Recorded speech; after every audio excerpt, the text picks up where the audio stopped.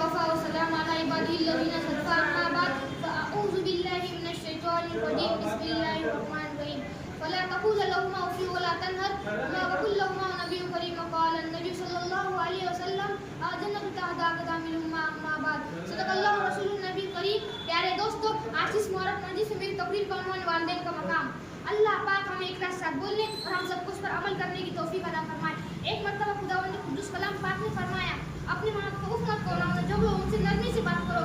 हदीस में आता है नबी करीम सल्लल्लाहु अलैहि वसल्लम फरमाते हैं, माँ के कदमों में जन्नत है. हाँ, माँ के कदमों में जन्नत है.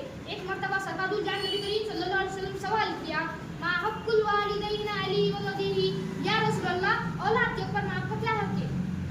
आपने फरमाया, मा जन्नतुक व नारुक, वो दोनों तेरी जन्नत और दोज़ख थे. यानी तूने उनकी हिदायत की तो जन्नत में जाओगे, अगर तूने उनकी नाफरमानी की तो जन्नत तेरा ठिकाना होगा. मोहतरम हाज़रीन, हदीस में आता है कि नेक औलाद अपनी माँ की तरफ प्यार और मोहब्बत की नजर से देखे तो अल्लाह पाक से एक मर्तबा देने पर हक मकबूल का सवाब अता करेंगे.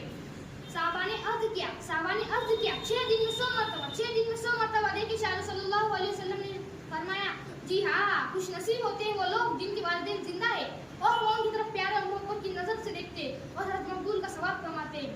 मोहतरम हाज़रीन, आज के दौर में वालिदैन के साथ बुरा सलूक किया जाता है, उनको सताया जाता है, उनको मारा पीटा जाता है, उसी पर बस नहीं करके वालिदैन को कत्ल भी कर दिया जाता है. सदा अफसोस, वालिदैन के साथ हमारा यह मामला कितना बदतरीन भयानक जुर्म है. हदीस में आता है, अल्लाह तबारक व तआला फरमाता है, जिस शख्स से उसके वालिदैन राजी हो मैं भी उससे राजी हूँ. और हदीस में आता है, वालिदैन की दुआ औलाद कितनी कबूल होती है.